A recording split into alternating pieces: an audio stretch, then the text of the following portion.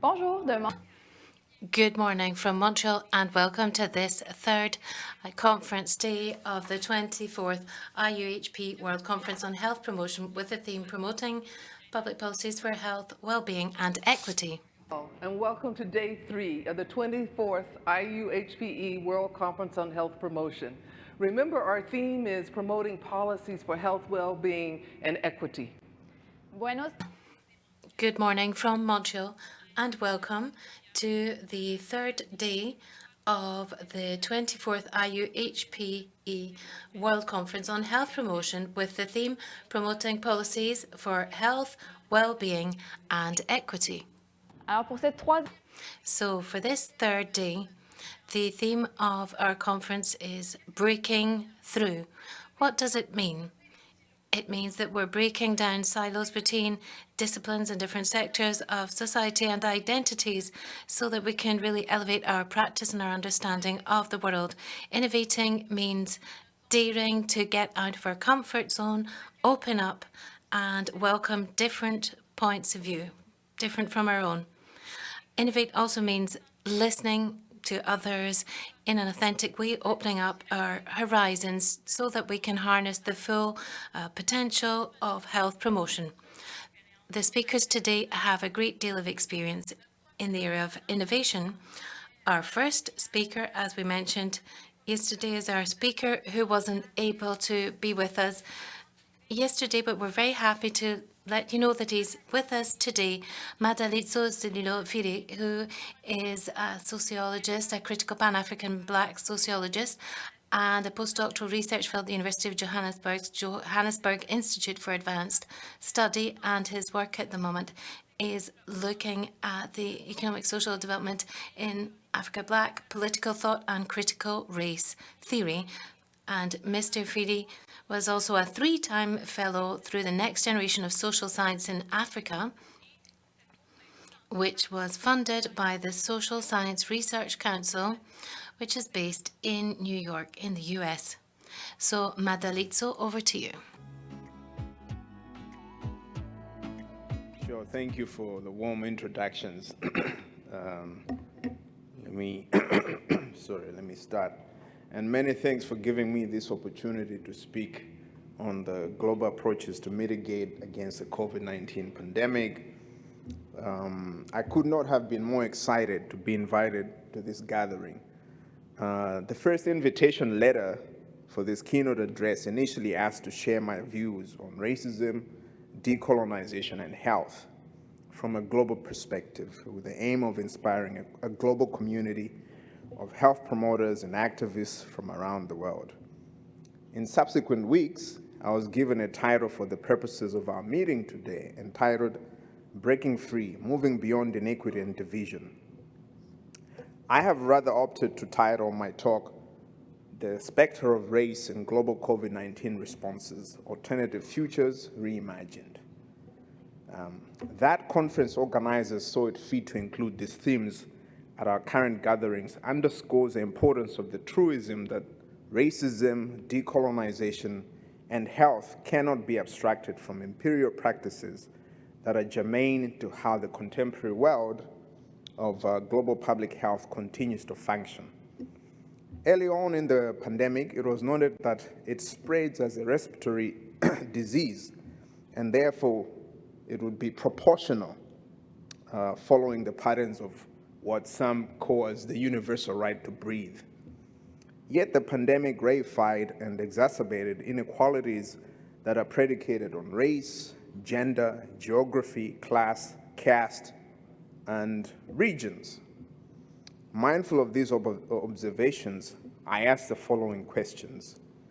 First, how can a community of health practitioners, scholars, and activists develop ideas and concepts for the imagination of a post-imperial global health regime?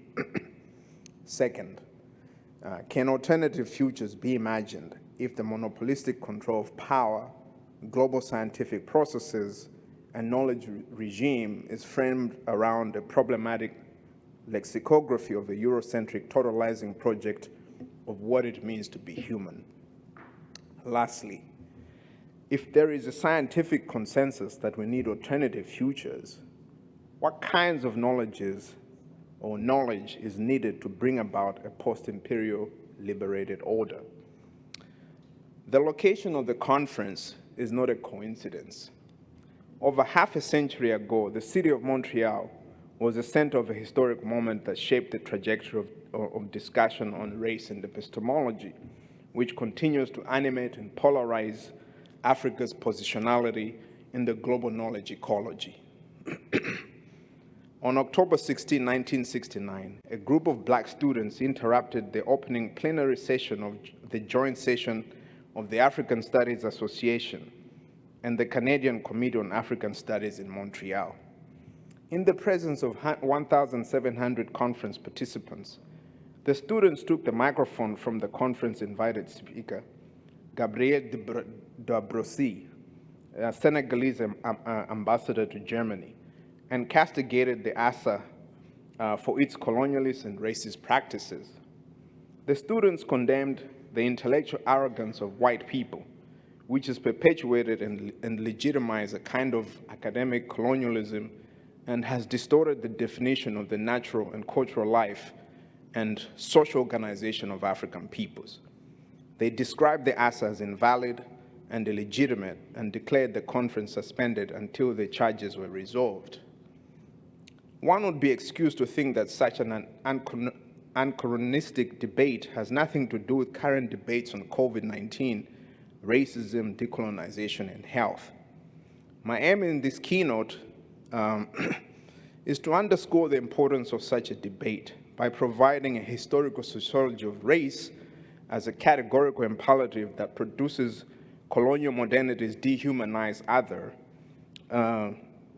which is enveloped in contemporary approaches to health and public policies throughout the pandemic.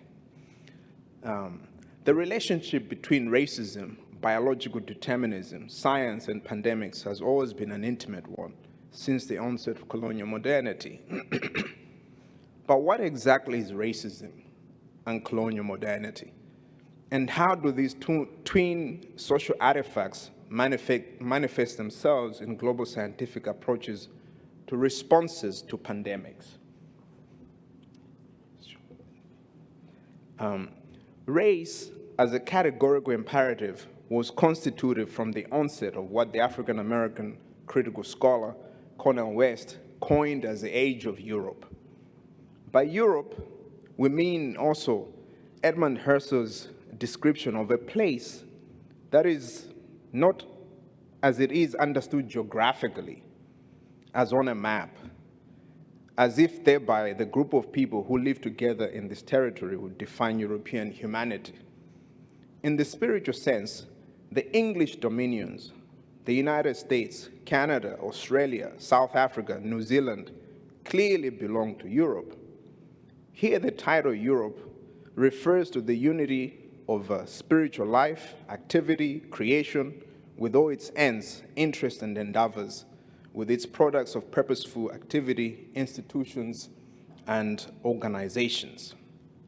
Thus, racism is not simply a discourse, but a practice which produces certain knowledges of the colonized and indeed exploited that makes the practice of domination, restructuring, and having an authority of the colonized. Colonial modernity, on the other hand, refers to a totalizing global project of domination without consents that pivots Euro-American worldviews, predominantly organized around capitalist economic institutions, draconian laws, colonial genocide, force, manipulation, exerting itself through patterns of domination across politics, society, cultural affiliations, symbol formations, norms, and values which influences global scientific flows. It was achieved through the institutionalization of white supremacy as a racial contract, as the late critical philosopher Charles W. Mills articulated throughout his scholarship.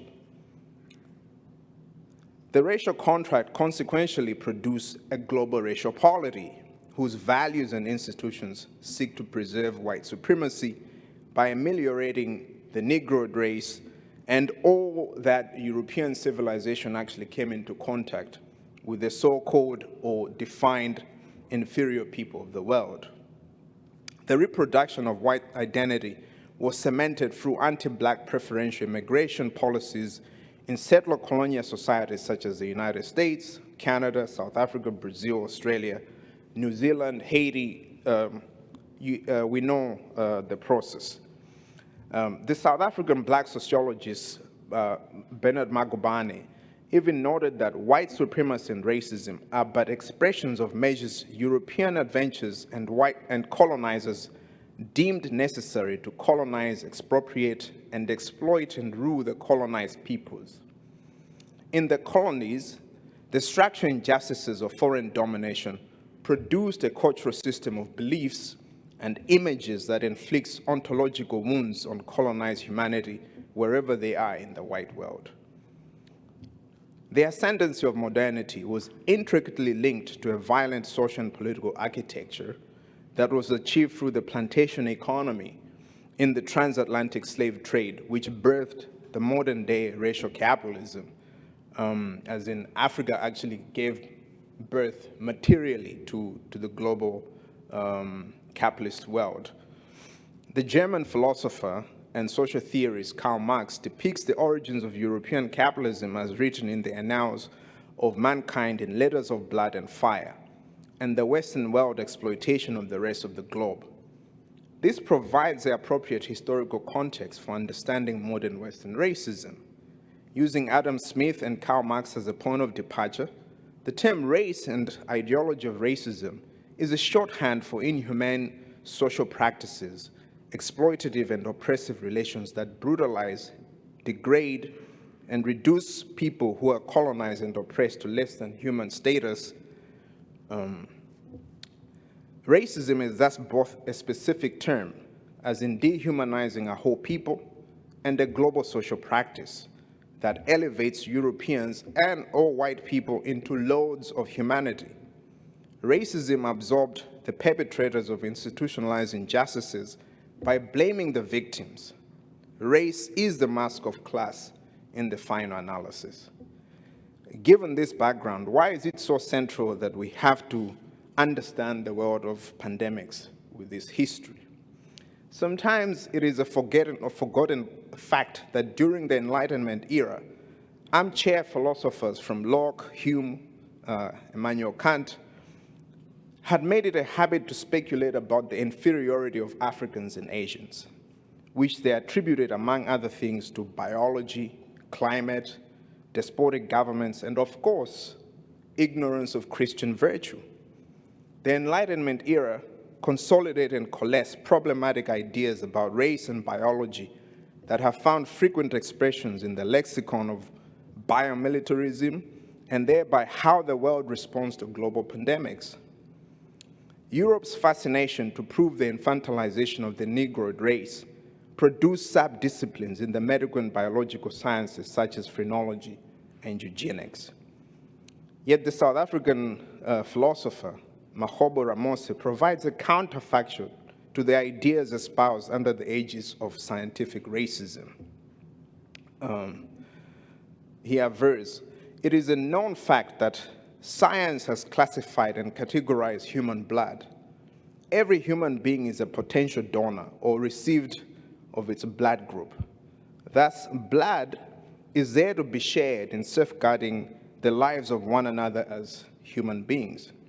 We are yet to find beings with literally and empirically proven black or blue blood flowing through their veins and arteries." He goes on to say, "The assumption of medical science is that whatever is medically proper for a patient with a specific illness is medically appropriated for all other human beings suffering from the same particular disease. If this were not so, then medical science would have no legitimate claim to science because it would go against a hallowed though questionable criterion of objectivity. How then did we cement practices and discourses that are divisive?" Ramose goes on to argue the following. "It is crucial to remember that the objectivity of science exempted medical science from prejudice against Africans, Negroes, or black human beings. In the case of this group of human beings, medical science denied them the agency and rather opted for willful ignorance as well as prejudicial rationalizations. For example, relentless in his belief that blacks were agentless, a white Louisiana doctor, Samuel Cartwright, claimed that some work habits of Negroes was the direct result of what he termed dithesia aethiopica, a figment of his imagination accepted just like spermatoria as a valid scientific claim. Unsurprisingly, responses to the pandemic followed these problematic ideas of the 19th century. Under the guise of white nationalism, the pandemic was initially referred to as the China virus by the so-called leader of the free world. In the United States, for example, indigenous Americans have the highest crude COVID-19 mortality rates nationwide, about 2.8 times as high as the rate of Asians, who have the lowest crude rates. The Center for Disease Control notes that indigenous Americans' deaths are often undercounted, with the latest research suggesting the true mortality rate for this group could be around 34% higher than official reports as of April 2022. As 142,000 Black Americans are known to have lost their lives in the COVID. There were 1,431 new deaths reported among Black Americans for the last 4 months of data, which is a 74% decrease from the preceding month. Yet, Black Americans have experienced 14.3% of all deaths, while they represent 12.6% of the population. Most members of the African American community, even if expressed hesitation to take the jab. But should we blame them? The African American community has never recovered from the Tuskegee debacle. The study initially involved 600 Black men, 399 with syphilis, 201 who did not have the disease. Participants' informed consent was not collected. Researchers told the men that they were being treated for bad blood, a local term used to describe several ailments, including syphilis, anemia, and fatigue. In exchange for taking part in the study, the men received free medical exams, free meals, and burial insurance. This experiment, however, revealed the connections of how the Black body is constituted in the project of the nation state itself, which is problematic in its formation as it privileges race to be the categorical social artifacts of inclusion. Global infections patterns have disproportionately affected groups that colonial modernity has defined as a dehumanized other. Blacks, refugees, white working class communities continue to bear the brunt of the pandemic in the United Kingdom, in India, and in Brazil. Now, the American feminist scholar Judith Butler challenges the concept of grievability, and where she actually goes on to say that some of the ways that certain bodies matter more when we grieve and when we look at pandemics and war times is important. She says that the concept of grievability facilitates a sophisticated understanding of the ways in which frames intersect with modes of recognition and power to surface and reenact social arrangements that render some bodies more grievable than others. In order for a particular body to be recognized as dead, Butler argues we must first have validated the body as human and living. Not all lives are validated as living, and this leads us to the idea that mourning, the validation of lives lost, is stratified, psychosocial, and deeply political. What we actually witnessed in the pandemic revealed a fact that we do not like to face: white death and Black corpses. the African reality has not been any different. I have argued elsewhere that in South Africa, the country where I am based, that COVID-19 was a pandemic of racial capitalism. Given the deleterious effects that it had on women and people that have been deemed as inferior and suffer the consequences of settler colonialism in the unequal architecture of health and public policy itself. One of the things that Africa has actually suffered is this idea of vaccine nationalism. The idea that's actually framed around the problematic lexicon of protecting our own people first. And I think this actually pushes us to rethink what we should imagine futures be. My argument is that over a century ago, Montreal missed the decolonial turn. There can be no future without decolonization. Decolonization, as the Martinique anti-colonial theorist Frantz Fanon suggested, is a process of reordering the old world so that a new world can actually emerge. And I want to speak about 4 things that we should actually take into our imagination of those new futures. The one thing is that we need to make ecocide central to our imagination of what a global future looks like. The second thing is to abandon the conceptualization of all of human life around racial hierarchies and what the colonial modernity project has defined.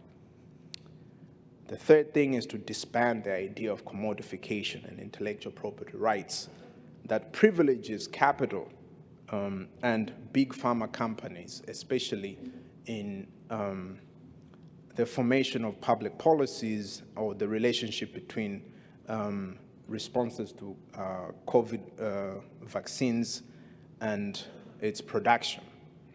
And lastly, I think we need to push for the imagination of a post-imperial world that will require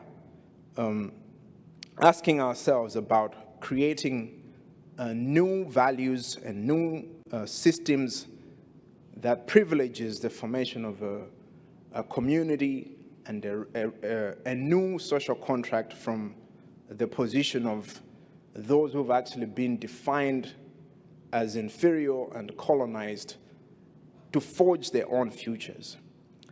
And around health, that will mean that we have developed systems that demand global health reparations rooted in distributive justice and the conceptualization of reparations as distributive. I thank you, and I look forward to our engagement further. Thank you.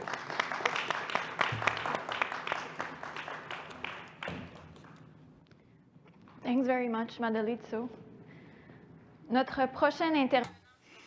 Our next speaker will certainly be a source of inspiration, is Mr. Sandro Galea, who will be with us virtually, and he's Dean and Robert A. Knox Professor at the Boston University School of Public Health.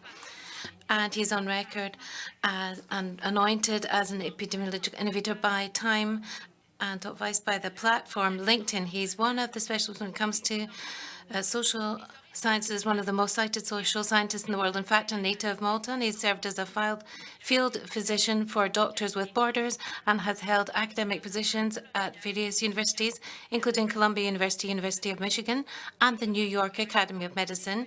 And he's recognized an advocate for equity and a leading voice in urban health. Hear us.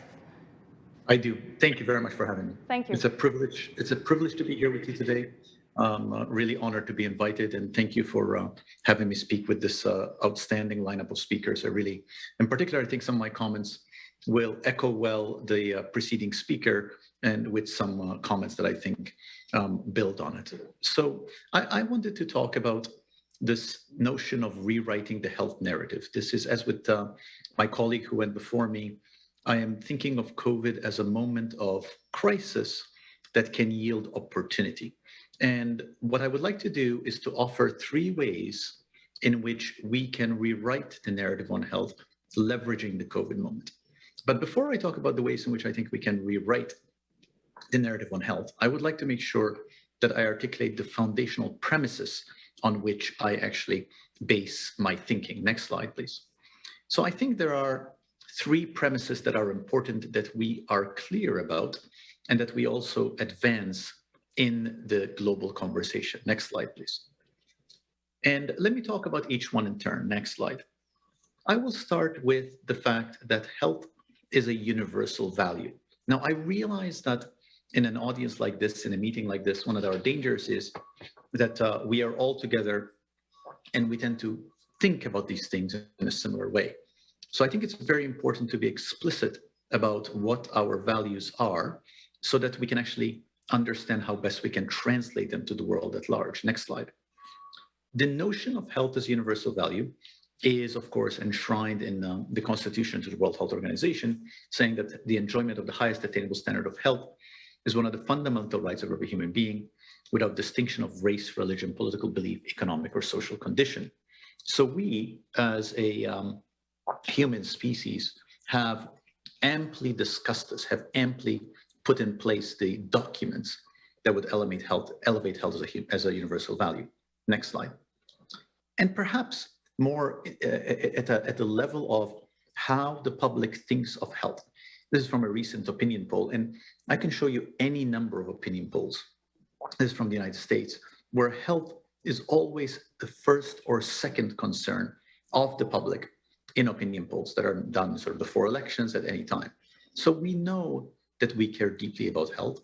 We know that we as a species should be elevating health as a universal value. And to my mind, that gives us leverage to think about how we should do that. Next slide. Now, the second point, and now you'll start seeing echoes to what my colleague one before me just said, is that we cannot think of health separately from thinking about assets, and that health is inextricably linked to assets. Next slide. I can show you this in many slides. I can spend hours on this. What this slide shows is, on the x-axis is the opportunity in a neighborhood. So neighborhood where you're born based on a neighborhood opportunity index. On the y-axis is average life expectancy. And all I want you to see is the more the neighborhood opportunity where you're born, the more your life expectancy. This really shows how assets all the way from early in life translate into health throughout the life course. Next slide. And assets take many forms. They take the form of racial identity, they take the form of physical assets, financial assets. This gives you this shows an example of financial assets. This looks at the US population and divides it into 2 groups. The group on the green is the richest 20% of the population. The group in the brown is the poorest 80% of the population. And what you see is a lower burden of all forms of cardiac disease, congestive heart failure, angina, heart attack, stroke among the richest 20% compared to the poorest 80%. And I can show you slide about this. Next slide. You know, assets also reflect social goods and social assets. This looks, for example, at the tremendous decrease in deaths from motor vehicles. That's the blue line, despite the increase in driving, which shows that there are social policy assets, things like creating safer cars, shatterproof glass, laws against drunk driving. These are all assets that protect our health. Next slide. And fundamentally, thinking about assets makes it clear that these assets are not evenly distributed, and they are largely the assets that define health lie outside of healthcare. I think that's a really important point, because often when we start talking about assets, the conversation gets entwined with thinking about how do we make healthcare better. And the point is that we're dealing with assets that alleviate poverty, alleviate homelessness, make sure that we alleviate loneliness, make sure that people have opportunities for parks and recreation. Those are the assets that promote health. And when we have a crisis like what we just had with COVID, the groups that have less access to assets are the groups that end up bearing the brunt of disease the most, as we heard very well in the preceding talk. Next slide. And this looks, for example, at COVID in the United States, looks at the decrease in life expectancy in COVID in the United States, and shows that the drop in life expectancy among Black men was about a 3-year drop in life expectancy. That was just in 2020. While among white women, it was a 0.7-year drop in life expectancy. Now, 0.7 is already a dramatic drop in life expectancy, but the gap in the life expectancy drop shows how differential assets results in differential health burden. So the first point, the first premise, health is universal value. The second premise is we cannot think about health without thinking about health promoting assets. Third slide, the next slide. And the third premise is that health is a means, not an end. I do think this is a very important point, and I worry sometimes that those of us who are in the health world tend to forget this. Our job is to create health for as many people as possible so that they can go on and live their lives. Next slide. The most remarkable achievement of our human species in the past 150 years has been the doubling of life expectancy. I mean, for about 50,000 years of humans as a species, life expectancy grumbled in the mid-30s to 40. And then from 1850 on, we've gone from that to a life expectancy of about 80. That is extraordinary. What that has done is it has given the entire species an opportunity to engage in living in a different way than we had done throughout 50,000 years, maybe 100,000 years of the human species. But that has not been done just so people can be healthy. That achievement has allowed people to live full, richly realized lives. Next slide. The point of health is that people can do with health what they wish to do. And I do think that this is an important subtlety that influences how we do what we do when we think about health. Next slide. So with these three premises in mind, I would argue that in a time of COVID, as I said, this talk is framed around COVID, to rewrite the script on health. Next slide. And I think we can rewrite the script on health by focusing on three things. Next slide. First, we can move to a better conversation about health. Now, what do I mean by this? The global conversation about health, and this is true in the United States where I live, true in Canada where this meeting is being centered, but it's really true all over the world, is largely a conversation about healthcare. While healthcare, if you follow my premises, has actually relatively little to do with health. It is important, but it is in no way sufficient for health. Next slide. However, when we ask people all over the world, this is from a study that our group recently did, there are other studies like this, looking at 8 countries, high-income countries, middle-income countries, low-income countries, and asking people to check off what primarily causes your health. The plurality of people always end up checking off healthcare. In fact, the area which is checked off the least is politics. Only 3% of people choose politics as affecting their health. Of course, if I were to do this, I would reverse this. I think politics matters much more for our health than does anything else. But this shows that the conversation about health is far from where we need to be to support a vision premised on the 3 premises that I started from. In the United States in particular, the conversation about health has been very heavily skewed towards a healthcare-centric, individual, biological view of health. Next slide. This slide is a bit of a busy slide, but I think this is the best evidence I know out there. This is from a Surgeon General's report that was published in 2020. And the way to look at this is the bottom bars, just start from the bottom. The brown bars are efforts put in place in the country to improve the health of the public. Sanitation, abolition of slavery, introduction of libraries, safe roads and vehicles, introduction of parks and recreation. These are all efforts that promote health.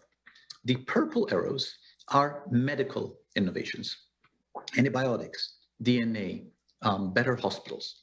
Now on the top, what you see is the public conversation as measured through bibliometric analysis. And what you see is in the brown line, which matches the brown interventions, the public conversation was about health through a public health lens all the way until more or less the 50s and 60s, until the purple dots, which is health through a medical lens, really takes off. Until by about the late 60s, the public conversation was dominated by health through a medical lens. So the conversation on health for the past 50 years has been dominated by a very individualistic medical view of health, which makes it difficult to then engender the kind of conversation that I'm talking about here that requires us seeing health through a lens of how to improve the health of populations. Next slide. And at a simple level, when you look at books on health, this is just a quick Amazon search on books on health, you find excellent books on health, but they're all told through the lens of a curative perspective. And I think one of the first things we need to do is to rewrite the script and to make sure that the public conversation recognizes that the things that people, those of us who are in this room tend to see instinctively are what really matter for health. Next slide. The second point is in writing the script on health, when this, I think, dovetails exactly well with what my colleague was saying before me, is that rewriting the script on health requires a serious effort to ensure assets that generate health for all. Next slide. Now, this is much easier said than done. This is from a definition of health equity that came out of our group. There are many others as well. I just want to highlight the red, that equity describes the just and fair allocation of resources according to need, and just skipping to the end, in a way that preventable differences in health outcome are minimized and access is fair. Now, I suspect that in a room like this, most of us would sort of give nodding agreement to this, but it's actually quite difficult to think about how to achieve this. Next slide. You know, when you look, for example, at global wealth and global wealth inequity, on the left you have income, on the right you have wealth. Just focus on wealth on the right. The top 1% of the wealth controls about 76% of global wealth, while the bottom 50% controls only about 2% of global wealth. Next slide. In the US, when you look at income, over the past 40 years, income has risen essentially only for the richest 20%. For the poorest 80%, remember I showed you earlier a health slide about the richest 20%, poorest 80%. For the poorest 80%, income essentially hasn't risen. Income's only risen for the richest 20%. Next slide. And when you compound these assets by race, you see even more steeper differences. On the left here, you have income. On the right, you have wealth. And you have white families and black families in the blue and the red. You see, white families have historically had about 40% more income than black families, but about 10 times the wealth, white families and black families. And when you start thinking this way, and when you recognize that assets are inextricable to health, and when you recognize that there are deep-seated health inequities indexed to multiple dimensions of advantaged or disadvantaged identity, it becomes impossible not to think that we need a conversation about assets and reparations through a redistributive sense, which is exactly what my colleague mentioned before. Next slide. And this is from a paper that I wrote with my good colleague, Dr. Mary Bassett, thinking about Black reparations in the US, in particular in the context of legacy of slavery, as a public health priority, arguing very simply that having Black-white health disparities, recognizing that that is inextricable from having Black-white asset disparities, means that one has to think about ways to level the asset playing field in order to narrow those health gaps. Next slide. And of course, we are seeing tendrils of movements in this direction. These are from a series of civil protests in the US of the past couple of years, talking about gender equity, wealth equity, climate equity, racial equity. Next slide. But fundamentally, right, global health equity would mean a world where health is equitably distributed between and within countries. And to my mind, I don't think that can be achieved without actually thinking about asset distribution as well. Now, I think one of the challenges in talking like this and thinking like this, I think it's important to label it, is that one runs the risk of being marginalized into sort of a bucket of rather unpopular political labels, things like socialism and communism. And I think it's important to be clear that this discussion is not necessarily linked to particular economic models, that actually a market-based economic model, which is the dominant model, the ascendant model in the world, can be adapted to achieve some of these goals. Next slide. You know, for example, there's a quote from, freedom in this partner-free enterprise properly regulated are the answer, not unconstrained capitalism, nor crony capitalism, where business uses government regulations to maintain its position. All interest groups, business groups included, should applaud good public policy and not resist it for self-serving reasons. The reason I showed the slide is because this was actually said by the capitalist, by the head of the largest bank in the US, Jamie Dimon.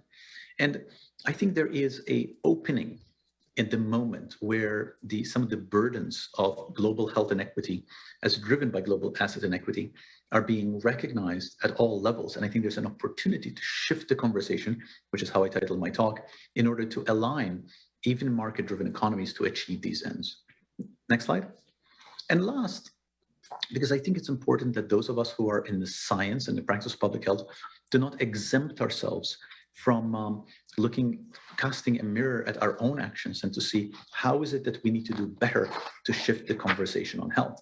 And I think we are emerging from COVID in a way where we in science have been part of the problem in COVID in terms of not seeing health the right way and forgetting the fundamental premise that health is a means, not an end. Next slide. You know, one of the dominant taglines in the pandemic was follow the science. And follow the science suggests that science has simple answers. Well, and that the answers are black and white, they're binary. But of course, the issues we're discussing, if we're serious about promoting the health of global populations, about narrowing health gaps and doing that by narrowing asset gaps, we need to recognize these are difficult political considerations for society. And I think we need to offer a mature, nuanced response and not suggest there are simple scientific answers. Next slide. You know, for example, we know that the faster you go, you have a greater chance of being killed by a car. Next slide. This is a simple analysis that said that the number of excess deaths, which is in the red, that are greater by raising speed limits. Now, we know this as a society. And we, in science, to my mind, have a choice. We have a choice to say there are more deaths because you go faster. Therefore, speed limits all over the world, everywhere, should be 20 miles an hour. Or we say we will produce the science to document the consequence of particular speed limits and participate in the global conversation about the pros and cons of different speed limits, but recognize that we are never going to create a human zoo where we protect all humans from all risks. And I suggest that that is really important because I think absent doing that, we lose credibility. And I think we have lost quite a bit of credibility during COVID. Next slide. For example, on things like our approach to COVID through endorsing, and science as in large part endorsed, school closures. Well, school closures have resulted in enormous learning loss in a lot of subjects, particularly among schools which are frequented by kids of color, low-income kids. This looks at learning loss in math, and you can see sort of the increased learning loss over time, particularly affecting high-poverty schools. Next slide. And you can see the public reaction to this. And we are now at a moment where private institutions have expressed clear loss of confidence in science. I challenge you all to think, how many private establishments have you walked into that have fairly arbitrarily now adopting their own masking or distancing guidelines? And it was inconceivable before the pandemic that private institutions would actually come up with guidelines that really are health guidelines, separate and apart from what health authorities are recommending. And that is, I think, because we have lost credibility through a very binary view of the world. The next slide. It is that kind of binary view of the world, for example, that made us endorse things like zero COVID policies, which is what you see here on the left, and leading medical journal, which of course then buttresses efforts that are happening in places like China, where zero COVID policies become efforts to essentially lock down tens of millions of people in the population while waiting for a particular party Congress. That is not right. And we in science should be part of pushing for a nuanced vision of the world where the science about what generates health is part of a broader public conversation that goes towards generating health as a means, not an end. Next slide. You know, this has been said before. This is from a political theorist who talks, I think, very eloquently about that the appropriate evidence for policy comes at the intersection of evidence addressing key policy concerns at health, evidence constructed in ways useful to address the policy concern, and evidence applicable to local context. Next slide. And really showing how the evidence constructed in ways useful to address policy concern is a small subset of evidence constructed in a possible way. And our role in science is to construct the most useful evidence to address policy concerns and to be part of a broader political conversation, but recognizing that that conversation has to be had in the context of our underlying premises about health being a universal value, health being a means on an end, and that health is inextricable from an asset conversation. Next slide. And I will conclude by saying that, you know, this talk, I could have given this talk before COVID, obviously, but I do think that COVID presents a moment of opportunity. Next slide. And I think this is well captured by this quote, which is only a crisis produces real change.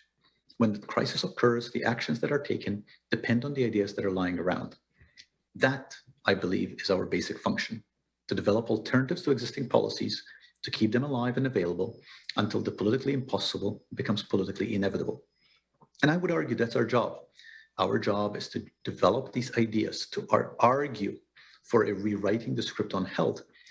And in a moment of crisis, this presents a real opportunity. Now, the reason I like this quote, A, is because I agree with it completely, and B, because it was actually said by Milton Friedman, who is the father of a lot of neoliberal policies that have informed the evolution of market-driven economies over the past 50 years that have caused a lot of the challenges that we're talking about here. But I think it is important that we learn from all perspectives. And I think Milton Friedman's notion that he was generating ideas until the moment came, until he was able to change the world, is exactly the notion that we should be adopting, that we keep generating these ideas until it's the right time for them to be taken up, until we too can change the world. I will stop there. Thank you for having me.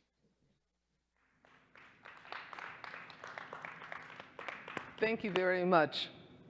I have the pleasure of introducing our third speaker, Mumilaaq Qaqqaq, who is from the 4 Northlands of Nunavut. She was the youngest elected member of parliament, but has since left that political role to become an activist.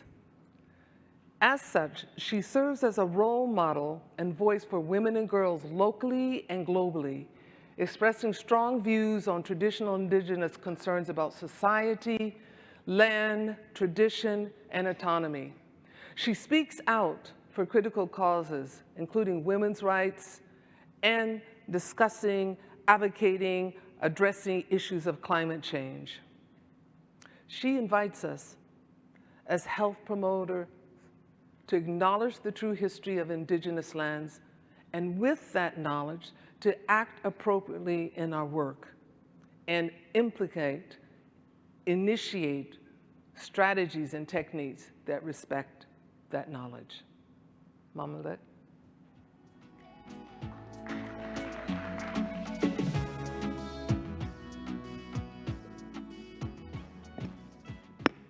Who picks the music for this stuff? I've always wondered. Matna, thank you. Oblakut, good morning. Bonjour, Lama. Good morning, world. Thank you for sharing this time and space with me. I try my best to access opportunities where others are willing to listen and hopefully encourage action. I believe everybody has a right to opportunity and ability to fix the microphones if they choose to, or something. My name is Mumilaaq Qaqqaq.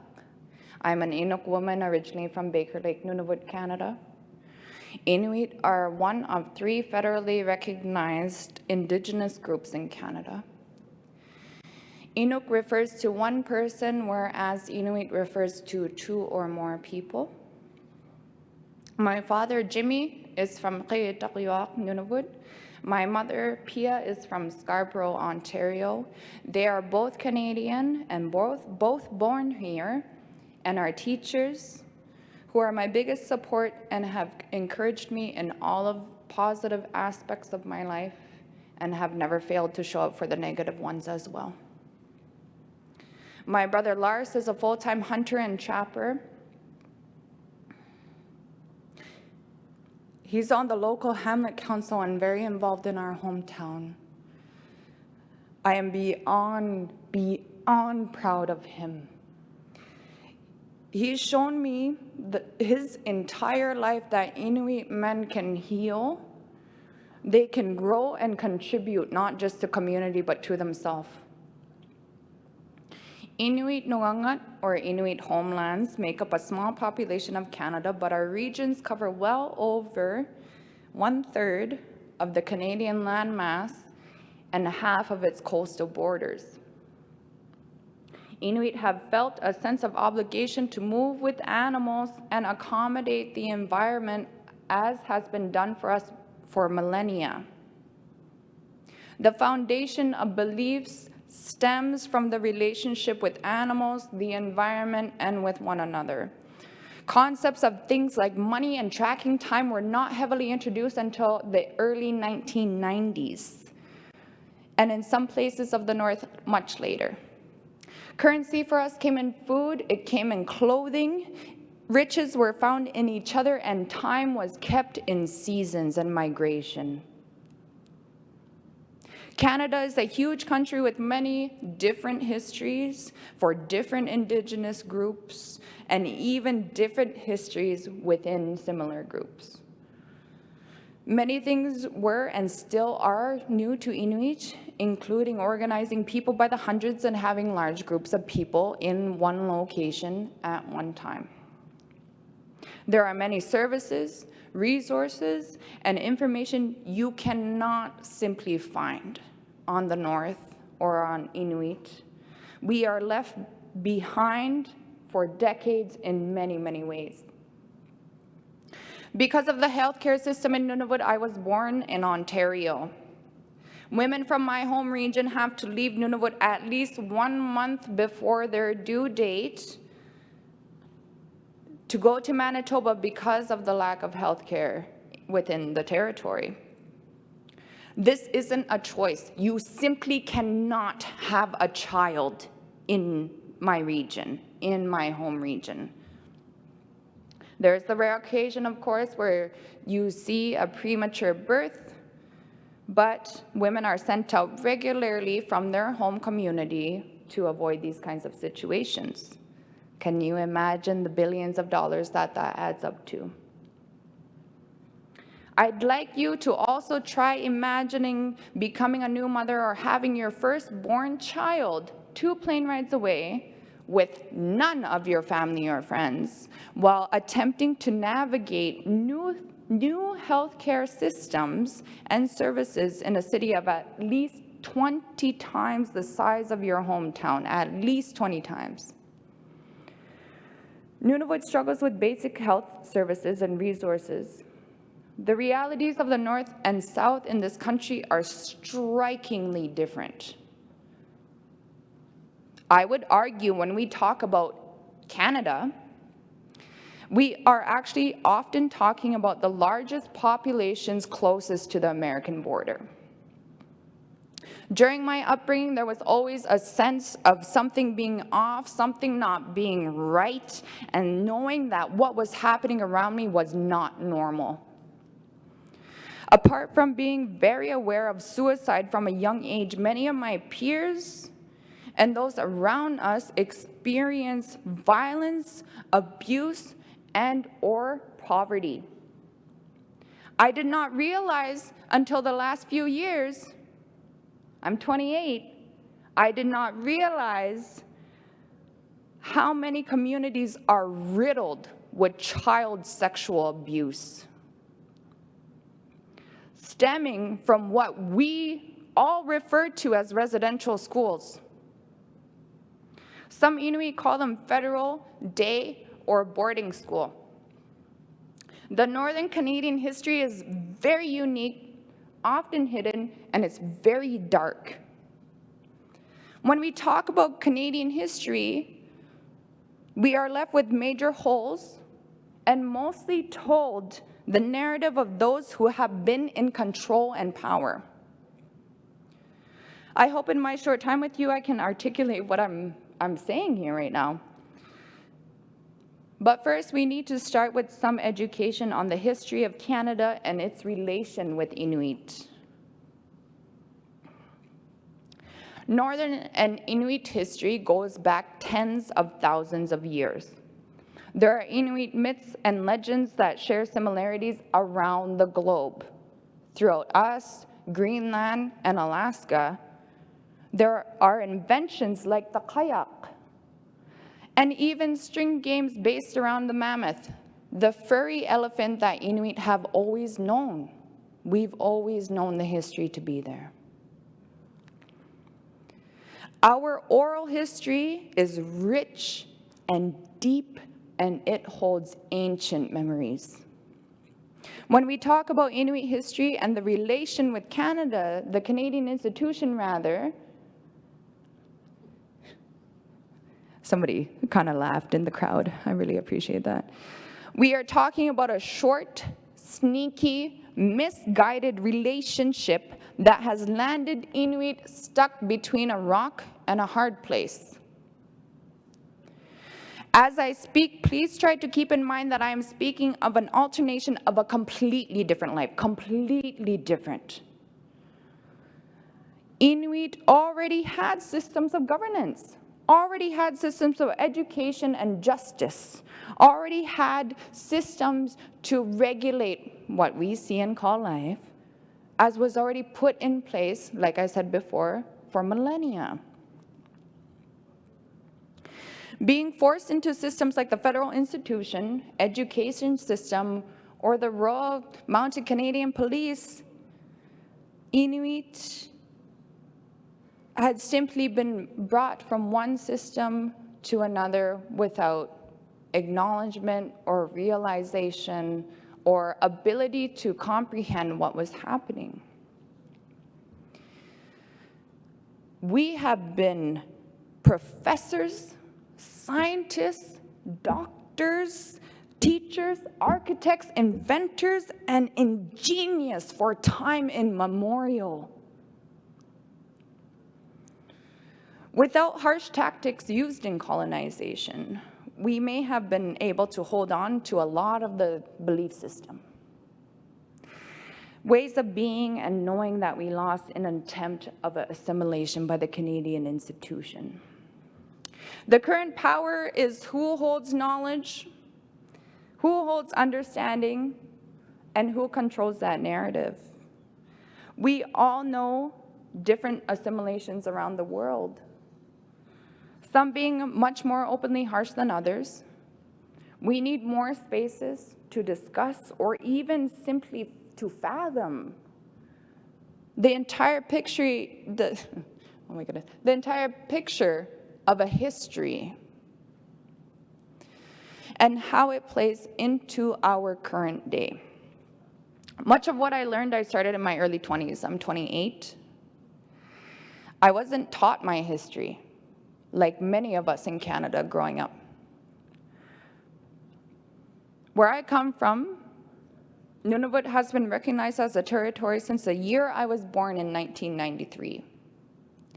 Prior to that, we shared space with Northwest Territories, or NWT, covering most of what we see on the Northern Canadian map right now. Communities until that time were strategically placed in Northern Canada to claim sovereignty over what we call Canada. The Canadian institution wanted to ensure that it kept as much of its lands and resources as possible. Grise Fiord, located in the highest part of Canada, is the community that was, for lack of better phrasing, tricked onto Inuit by the Canadian institution. Inuit from Nunavik, or Northern Quebec, were promised game to hunt, plenty of resources to survive year-round, and ability to be able to return home if they wished to after a year. None of these promises were real or kept. Simultaneously, other events were happening and starting in order to disrupt Inuit way of life at the time. Stemming from a lifestyle following food resources, Inuit traveled with animal migration routes. Over thousands of years of development, Inuit mastered the way of living and enjoying the North.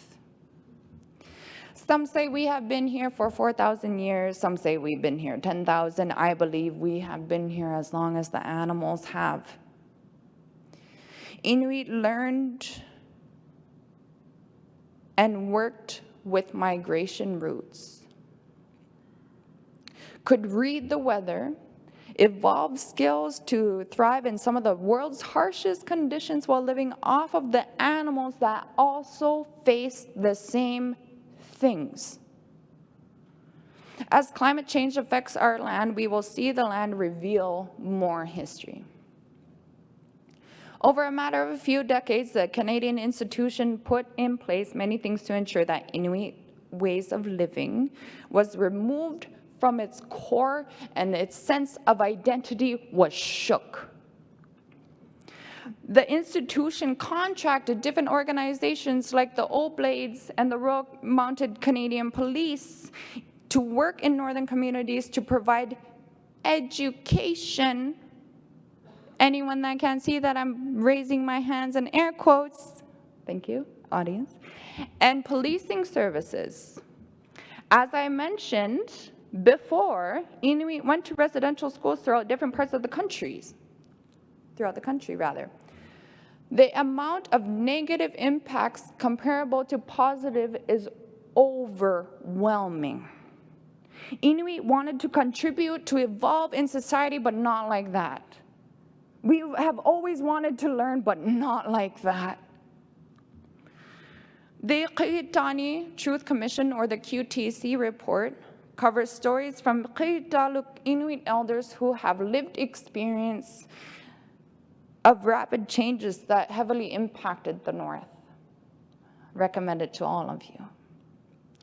Among these things, many other new obstacles were faced that I do not have time to heavily get into. I see my clock says 6 minutes. There were many things that had happened. There were dog slaughters that had occurred that cut off Inuits' main source of transportation throughout the 1950s and 60s.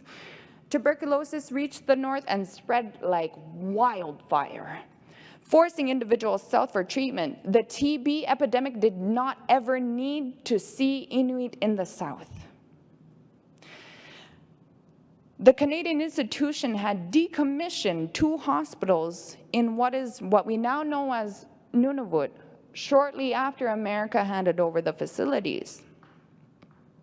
We also saw the implementation of identification tags where Inuit were assigned a number in order to keep track of different services provided and where people came from. Often hearing stories of mistreatment and abuse, do we ask what the holistic impacts are? What effects does it have on a household to not raise or have children in their home for long periods of time? It's devastating. It's really devastating to not have children a part of your life. What can happen when there is no control of your direct interactions with life from one day to the next? What changes will we see from one generation to another? Health has history, and it's important to look at that history. More and more, we learn the importance of the connectivity of all things in the body. We must also ask of many other factors, such as external impacts, environmental changes, changes in diet, and overall history is also important. What has the body experienced? What has the mother who carried this body experienced? Everything is connected. History impacts can ripple throughout eras. Since graduating high school in 2011, I have held a number of jobs and positions. I've also attended a number of post-secondary institutions. I have assisted a dental therapist, worked with the National Inuit Advocacy Organization and Human Resources, implemented suicide prevention tactics within the health department of the government of Nunavut, spent hundreds of hours coaching youth, assisted grassroots of a foundation with a Juno Award winner, and most recently was a Canadian Member of Parliament for Nunavut, just to name a few things. In August of 2019, I was approached and asked if I would be interested in running for Member of Parliament. A decision was needed as soon as possible as soon as possible because I would still need to be vetted and approved as a candidate by NDP headquarters in Ottawa. Within days and less than a few weeks before the writ drop, I would begin to start planning a campaign that no matter the outcome would be a good experience. I had never intended to get involved in politics. I hit the ground running, looking for new and innovative ways to have messages reach as many people in the territory as possible. Keeping in mind Nunavut's only mode of transportation is plane, and it costs tens of thousands of dollars to be able to travel between communities. I started with $0, and that's how much people believed in me and saw something in me. I was extremely lucky to have a group of people that didn't just believe in me, but altered their lives to help show Nunavut a new way of speaking. There were things that needed to be spoken about in realistic ways. In Nunavut, we see immense amounts of suicide in small communities. In my hometown of about 2,000, there are still people we lose every year.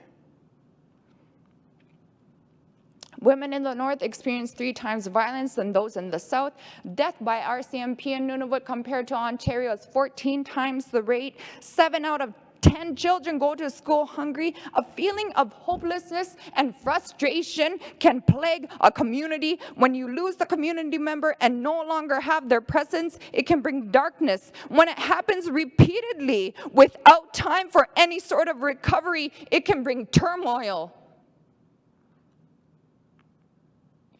Throughout my time in an elected position, I learned more than imaginable, saw more than I bargained for, and found opportunities that may have not presented itself otherwise. Nunavut was ready for change. It saw enough determination in me and provided that chance. I poured my heart and my soul into that position and everything I did. Thinking about ways to improve or enhance the work the office was pumping out, working draining hours, taking on things that a lot of members typically may not. I understood so much in my office that a lot of people didn't. Doing my best to be transparent and accessible to constituents. Facing barriers and obstacles in my circumstances of representing the largest geographic electoral riding in the world, with a small population with distinct history and unique circumstances. I had never intended to directly get involved in politics. I solely saw it as an opportunity like many things in my life. Before being asked to run, I couldn't even explain to you how the Prime Minister got their position. I did not understand that it was the party with the most seats elected, and they had a leader apart that they had agreed on already. I didn't understand anything about the system. I'm gonna eat a bit into time, and I'm fine with that if everybody else is fine with that. Thank you. And I only have a few more pages here. It's all good. And I'm just loving this. We all feeling okay? Yeah? Yeah, okay? Great. So when I got elected, whatever I did, it seemed to work, I guess. I was ready to get to work, and I wanted to bring to the best of my ability the issues of the North to an awareness to the South. The first few weeks were spent mostly talking to reporters to stop discussing my age and get to the real problems, as I've been doing well before that time. The first few months I had spent trying to understand what system I'd come part of, how it functioned, what I was or wasn't allowed to do, or what I was or wasn't supposed to do. It was really confusing to me at the time. I didn't know when you stand, when you sit, when you talk, when you don't. It was so confusing in politics to me. Doing things like sitting on sealskin, not wearing a blazer in the House of Commons, and having pep talks while I'm by myself were one of few things that I did to just keep sane in my brain. Sane in an institution that has spent decades creating ways to manipulate its way into what can result as life or death for Indigenous peoples in Canada. Death at rates far greater than non-Indigenous people at far more violent causes. How can this make sense? Aren't we supposed to be in our homelands? In life where suicide was unheard of, it is now almost normalized and one of the leading causes of death. Then we are failing miserably if people are deciding life is so devastating, it's not worth living. I have been asking hard questions and trying to understand complex systems since I was a teenager. Being from the North, you have to cater to South services, resources, norms, and understandings. Not nearly as many people in the South, in Southern Canada especially, let alone the world, know the realities of life in Northern Canada. There should be treatment as part of the country as First Peoples of it. Instead, we are treated as an exotic item.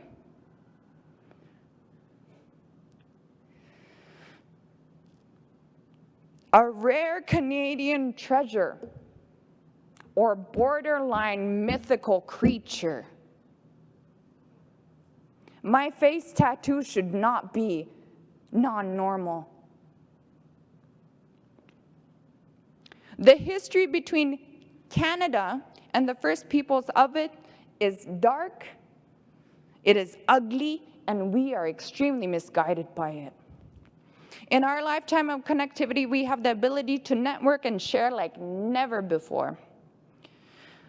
We have ways to reach out and create spaces for discussion, but more importantly, action. Action. We have access to information at our fingertips.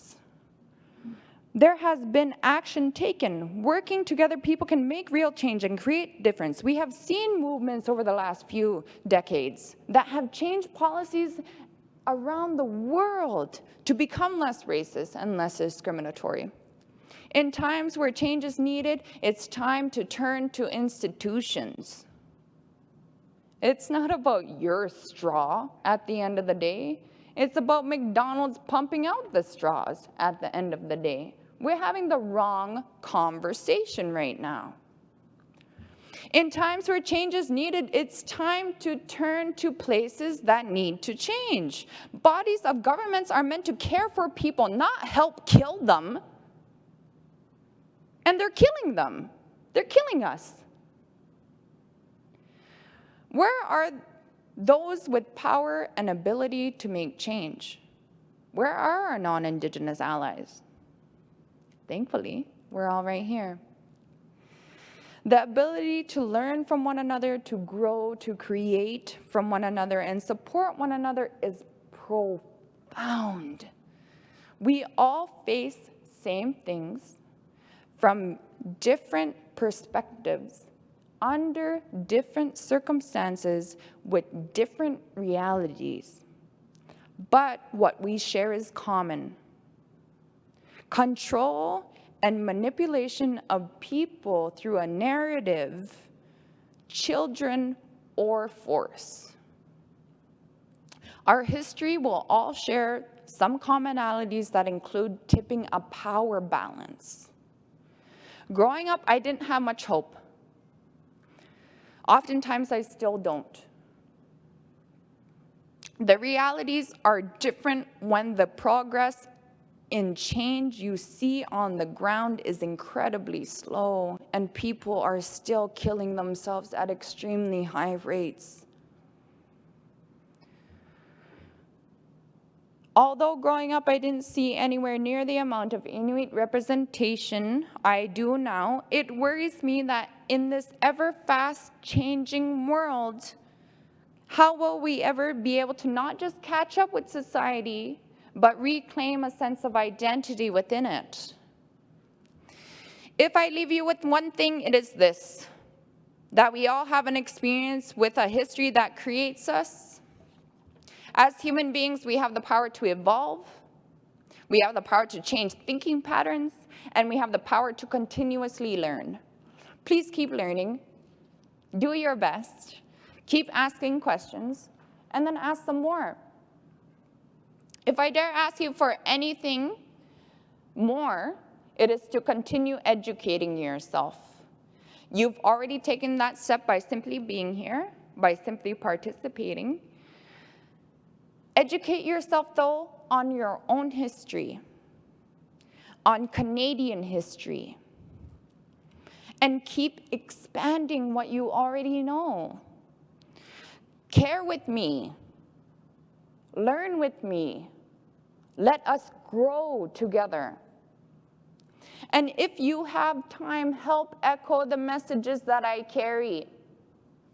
The reality for tens of thousands of people should not be what it is in 2022. We all have the power to contribute to history, to act extraordinary, and to be revolutionary. The time of access to healthy living and giving is now. Matna, merci. Hope everybody enjoyed, and I think I'm hanging out here for our Q&A.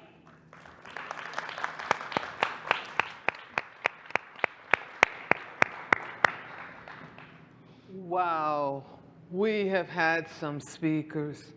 Madalitso, you want to join me on stage? And Sandro, you're online.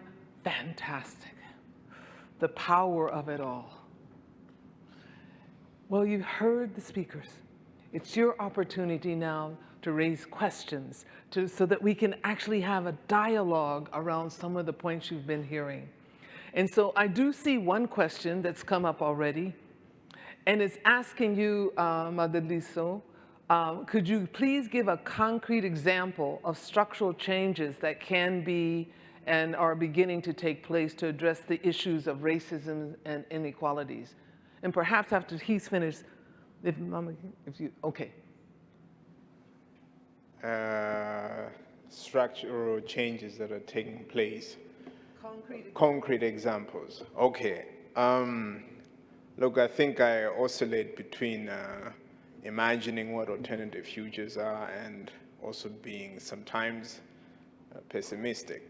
In a sense, because the agitations for liberation and freedom have always been historical. Like, you know, black folk have been talking about freedom for millennia. So the fact that I'm standing here and I'm able to address a global conference is an indication of that I'm, you know, there's people that have walked before me, you know, across the world.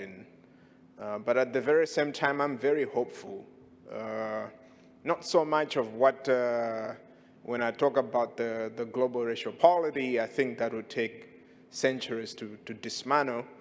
You know, I think about the ways I've been treated just to get here to Canada. It was horrific. It was terrible. I don't think the instruments that we have about migration, about the so-called passport and visa regime, or all of that cements racism, and we haven't abolished that, right? So, you know, and it actually ties into all these like unequal architectures around access, around health, around who is human and who is not. When the immigration officers are asking me in a very aggressive micro way to say, what are you doing in Canada? And I'm short of saying, I don't want to say the word, but, you know, you know, so I think those inequalities are built around how citizenship has actually been constructed. Who is a citizen, right? And that itself is a function of political modernity. When we actually dismantle the idea of citizenship, and what my colleague has also spoken about, I think then we'll begin to decenter narratives, colonial narratives, that push us into that post-imperial world that I'm actually speaking about. I think we shouldn't be fascinated with reaching metrics to say, okay, this is how well we're doing or whatever, but to be fascinated with the ideas that are constitutive of that political modernity that has actually caused divisions, not only across Africa, but across the world. And the more we push and agitate for that different world, I think we will begin to see those concrete examples that pushing us towards the imagination of a different global polity that the formerly colonized actually begin to imagine themselves. Yeah. Mumilaaq, did you have any point you wanted to say around that same issue? And then I'll come to you, Sandro. Yeah. I very much appreciate the time and the question for sure. I think I would just add that, what more do we do? How much more do we help? How do we, as individuals and as people who come from whatever walk of life that we do, how do we help people that are going through situations that are experiencing different things? How do we become the best ally? How do we become the person that is able to be able to not only understand between a rock and a hard place, but understand that they're not even in that position either. So if I'm ever in a situation where there's clearly a racist or discriminatory thing going on, it's a lot more beneficial for a white person to interject themselves than it is for somebody that's black or brown to interject themselves, simply because of the history that we know and simply because of the situations we know can come out of that. It's a lot more impactful for anybody else who's white to come into a situation and say, hey, this isn't right, than it is for one of our other black or brown brothers or sisters to put themselves in a dangerous situation and say, hey, this isn't right. So I would just add that, what can we do? Like, how can we help as people who aren't directly experiencing that, is that we can put ourselves in their shoes to be able to not understand. I don't want to understand or deal with anything they're going through. That would be wrong. That's not human. That's weird. But we want to get rid of it. You don't want to have it. It's gross to have it. You want to eliminate it, of course. But how do you do that in the most humane way that makes the most sense? So you're creating more positive and less turmoil. Because as soon as I start fighting with so-and-so about this other thing and that thing, we're just creating conflict. We're not creating peace and solutions. So I would, I guess, just add on, like, when people aren't in a position to, quote unquote, understand, or whatever excuse they want to use, to at least use their ability to help in whatever way that they can. And that could just be inserting themselves into situations where we as black or brown or minorities are actually most, that's the most dangerous thing for us to do. So I think just being able to learn how to be allies and stick up for us, man. It's not hard. It's not hard. It's just scary. But imagine what it's like to be us on the other end. So. Okay. Wow. Sandro, you've heard your colleagues. Any observation or perspective you want to offer on that question? I mean, perhaps I would like to just add a note of optimism, if I may. If I were to be asked, and I would challenge us all to think about this, which time in history would you rather live? My general response is probably tomorrow, because we've all spoken about the number of challenges that the world faces. I think my colleagues have spoken very eloquently about this, and I tried my best to add to that. And the fact that we're actually speaking about this, to my mind, is a positive. The very fact that we're surfacing these notions is a positive. And you know, the arc of history suggests that you know, the world does move to better places, moving beyond some of the horrors, atrocities that we have heard about and that we've, as a world, have lived through. That is not in any way to excuse or justify anything. It simply says that the fact that we're having the conversation means that I am hoping we're heading to a better place. Doesn't mean we're going to head to a better place tomorrow. It doesn't mean there will not be reversals.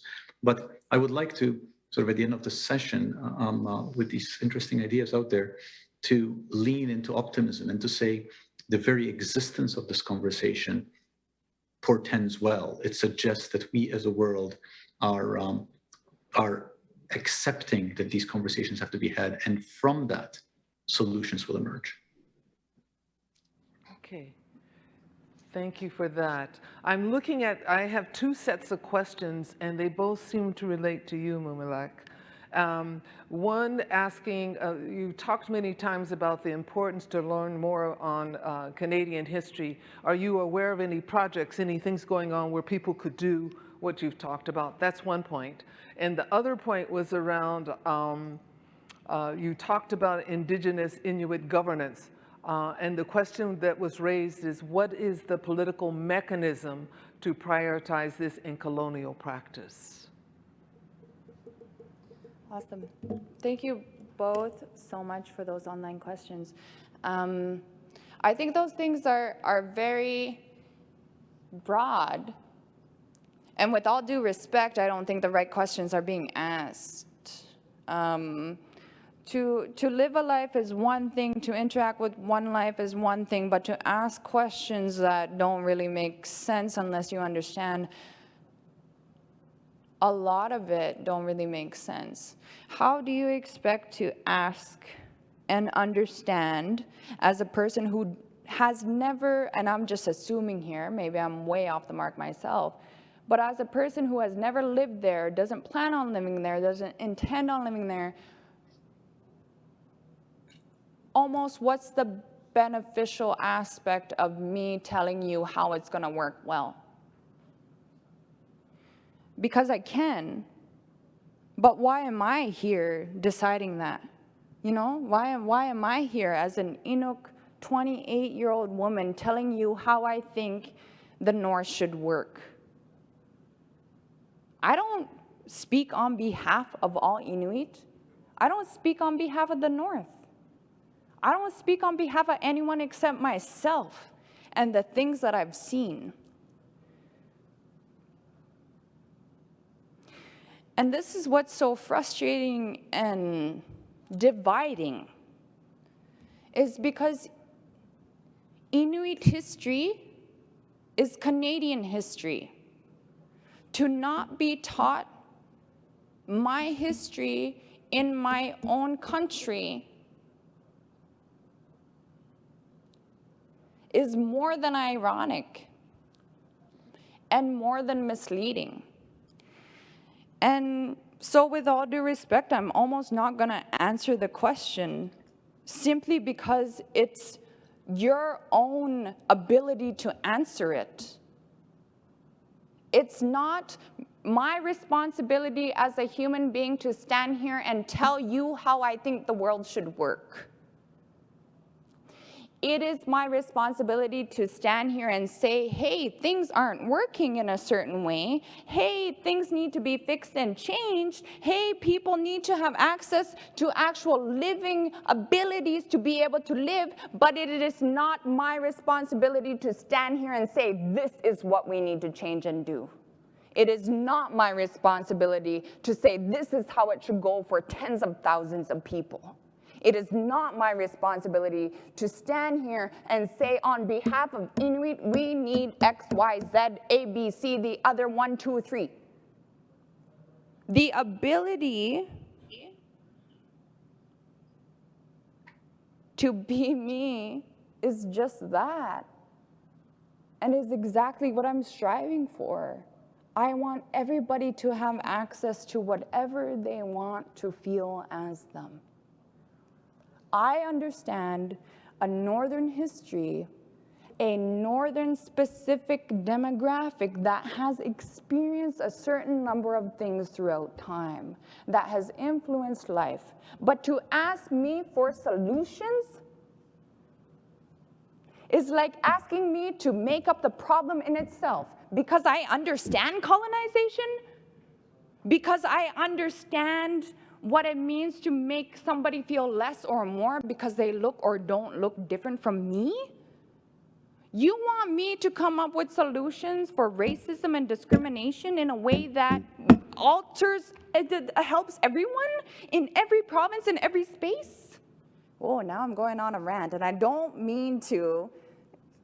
I'm sure you're a lovely person that asked the question. I'm sure you mean well.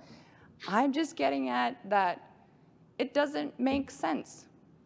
Stop asking me for solutions that you have. We are all human. We're all here to feel connected, to be a part of something. So start looking for those human relations. Build on them. Grow on them. It's not about what do we do for Inuit? What do we do for Black people? What do we do for Indigenous people? It's not about that. It's what do we do for humanity to make other humans feel like life is worth living. So you're suggesting that we reframe, the question has to be reframed, and it also has implications for doing the homework. Reframed. Yes. Yeah, absolutely. And it's not, we've done the hard work as minorities. It's everybody else, the institutions, everybody who has not had to experience any kind of form of discrepancy because of where they come from, who they are. Like, you had more than a fun trip coming over here, right? That shouldn't have happened. And it wouldn't have, I assume, if you were white. Oh, yeah. Exactly, exactly. Definitely. So I'm saying we need Without to a change doubt. the entire narrative to just talk about exactly what it is right here, right now. But it sounds like from what you're saying, though, to change that narrative, it involves an interaction, a discussion, a dialogue. It isn't one versus the other. It's how do we, the collective we, address these issues? Yes. That's what you're both saying. Yes. Can I say something? Yes, you may say something. Look, I think most of the times some of these questions, yes, can be misguided.